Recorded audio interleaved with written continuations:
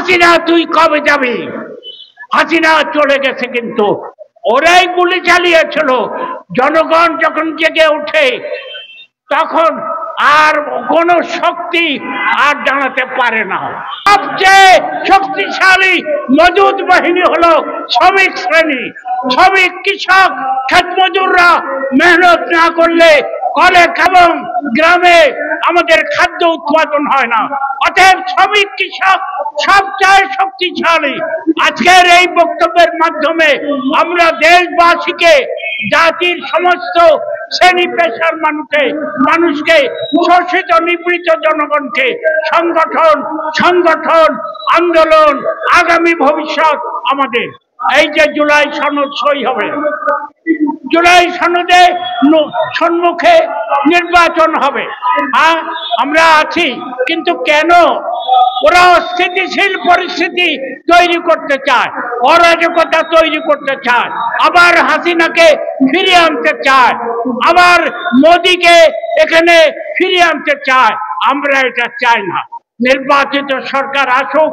আমরা যদি 3 বছর সময় পাই, এই 3 বছরে আমাদেরকে গুনে গুনে শহরে, শিল্প কলকারখানায়, বস্তিতে আমাদের সংগঠন গড়ে তুলতে হবে। আর গ্রামে গ্রামে কৃষক, ক্ষেত মজুরদেরকে ঐক্যবদ্ধ করতে হবে।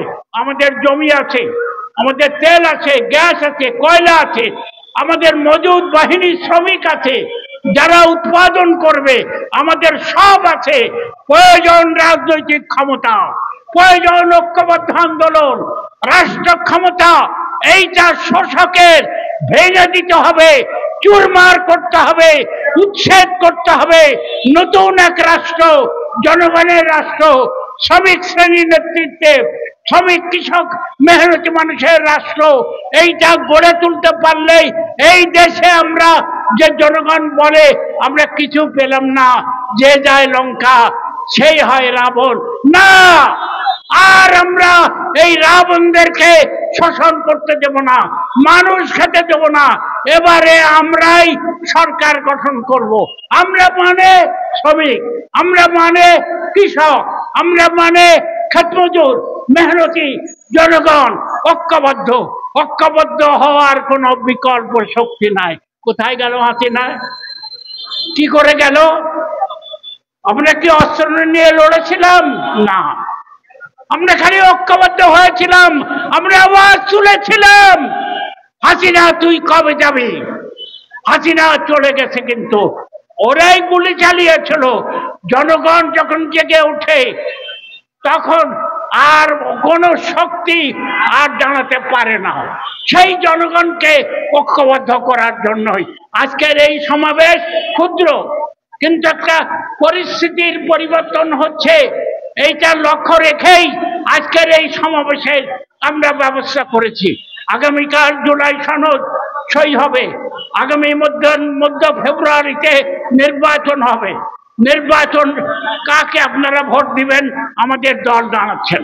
আমরা নির্বাচনের পার্টি নই, আমরা বিদ্রোহ, আমরা অভ্যুত্থান, আমরা লড়াইয়ের মধ্য দিয়ে ক্ষমতায় যেতে চাই। অতএব আগামী ফেব্রুয়ারি নির্বাচনে যারাই ক্ষমতায় আসুক, যাতে ডিস্টেবিলাইজেশন না হয়। জাতীয় সংগ্রামকে অবশ্যই গুরুত্ব দেই, কিন্তু শ্রেণী সংগ্রাম গুরুত্বপূর্ণ। শ্রেণী মানে শোষকদের বিরুদ্ধে শোষিত মানুষের যে লড়াই, সেইটাই শ্রেণী সংগ্রাম। এই শ্রেণী সংগ্রাম জয়যুক্ত হতে গেলে দিনে দিনে হাঁটি হাঁটি পা করে, খেলতে খেলতে আপনাকে স্থান করে নিতে হবে। গরিবের স্থান, শ্রমিক, কৃষকের স্থান যদি লড়াইয়ের মধ্য দিয়ে আমরা তৈরি না করতে পারি, শ্রেণী সংগ্রামে খাঁটি সোনা হয়, মানুষ সোনায় পরিণত হয়। নিখাত সোনা যেরকম নির্ভেজাল নিখাত হয়ে ওঠে, শ্রেণী সংগ্রামের মধ্য দিয়ে শ্রমিক, কৃষক, পেটিবুর্জোয়া, মধ্যবিত্ত, নিম্ন মধ্যবিত্ত, সাধারণ মানুষ এবং শ্রমিক বন্ধু, কৃষক বন্ধু এবং ছাত্র বন্ধুরা ঐক্যবদ্ধ হলে এরাই 80 থেকে 90%, এরাই দেশের সেরা মানুষ। অতএব এই মানুষদেরকে ঐক্যবদ্ধ করে আগামী যে লড়াই, সেই লড়াই নির্ভয়ে, নিঃসংকেতে, দৃঢ় পদক্ষেপে হাঁটি হাঁটি পা পা করে সংগঠন, সংগ্রাম, আন্দোলন গড়ে তুলুন। অবশেষে বিদ্রোহ করে আমরা অভ্যুত্থান করে এই রাষ্ট্রকে উচ্ছেদ করতে চাই, শোষকদেরকে উচ্ছেদ করতে চাই। এক শোষকের পরিবর্তন করে আর এক শোষককে ক্ষমতায় নয়, শোষকের পরিবর্তন ঘটিয়ে শোষিত নিপীড়িত শ্রেণীর রাষ্ট্র, সরকার, আন্দোলন এবং সংবিধান আমরা রচনা করতে চাই। নির্বাচনে এটা হয় না, হবে না। আমাদেরকে বিদ্রোহ করতে হবে, অভ্যুত্থান করতে হবে। সেই অভ্যুত্থানের জন্য জাতীয় গণফ্রন্ট কাজ করছে, লড়াই করছে।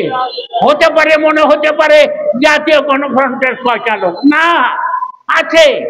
দেখবেন 1 বছর 2 বছরের মাথায় হাজার হাজার লোকের সমাবেশ।